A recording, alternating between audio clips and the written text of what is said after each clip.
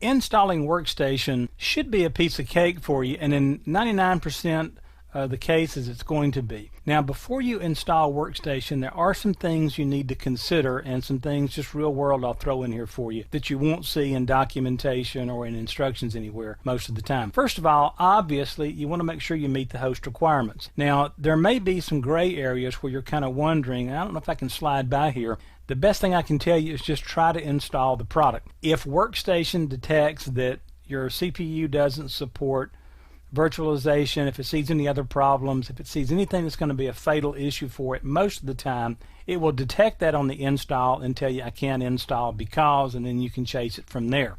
Also, be very suspect and be very watchful if you're kind of borderline on any of the host requirements and Workstation does indeed install. And if you see very slow response, it takes forever for workstations to load and get up and running, that's not the way Workstations should behave. So you may have a problem with the requirements, so just check those. Then keep in mind, this kind of goes without saying, but it's one of those things that you can waste a bunch of time on. You do need administrative privileges on the host machine that you are installing VMware Workstation. And another problem you could run into if you use a lot of VMware products, you'll have to check and make sure that there are no other VMware products installed on the system other than vSphere Client or vCenter Converter Standalone. Those two products are the only thing that can coexist on a machine that has VMware Workstation. If you've got all that taken care of, you should be okay. And you'll also notice if you've installed Workstation before that the installation has been streamlined and it's a lot easier to deal with now. So what I want to do here is let's jump out to the desktop and let's actually step through an installation. So here we are at my desktop, and what I've done is I went out to VMware.com and I downloaded the VMware Workstation product, and right here it is. I just put it on the desktop so you could see it, and you will notice it's coming down at about 468 megabytes in size. Took it just a couple of minutes to pull down, and then all we're going to do is double click and kick off that installation. Now, you're not going to get a whole lot of questions here. You're going to kick off a wizard and you will start to install Workstation, and if you have any problems with the installation at all, notice, do you want to run this file? Yes, we want to run this. There is our splash screen, but I was just going to say, if you have any issues at all running this, first of all, you'll have to run it as an administrator. Second of all, make sure you do run a check disk routine on your machine. Anytime you have trouble installing software and you're getting bizarre errors or it just doesn't want to install, go back and run. You could have sectors that are going bad. I'll just take the typical installation. I will take the default location. I'll click next. It'll check for product updates on startup.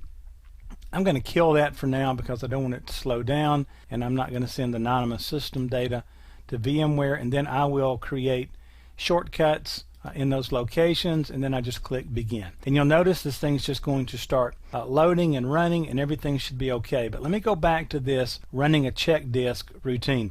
I've seen a lot of situations where everything seems to run right, but the program just won't behave.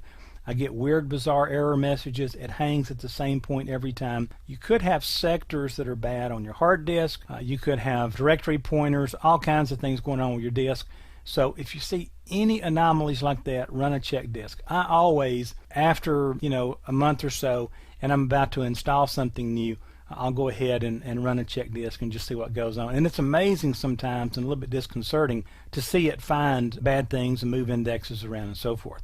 But anyway, as you can see here, I'm just kind of sitting here watching the world go by as VMware Workstation setup continues. And this thing is just going to run through.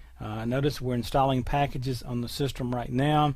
No big deal. Everything runs pretty smooth. I've installed this on the version 8 a number of times now, and I've never had a single problem with it. It just simply goes on. One of the other things you're going to notice if you've worked with VMware products before and you've installed Workstation or Player, you don't have a lot of restarts here. As a matter of fact, unless you're upgrading from a prior version, you're probably not going to experience any restarts. So what I'm going to do here is pause the system, pause the recording, and I'll just continue to watch this go by, and I'll come back to you as soon as it's completed.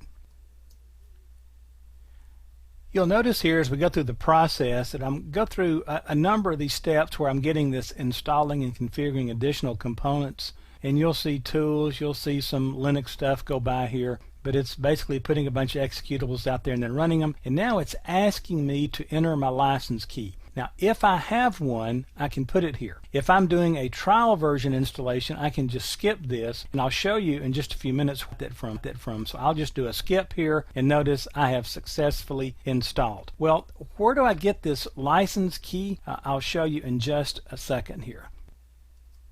Now this is what I wanted you to see and kind of give you a heads up on this. When you go in to download like the product evaluation, the 30-day trial on Workstation 8, you will see on the download page here, for example, Workstation 802 for Windows.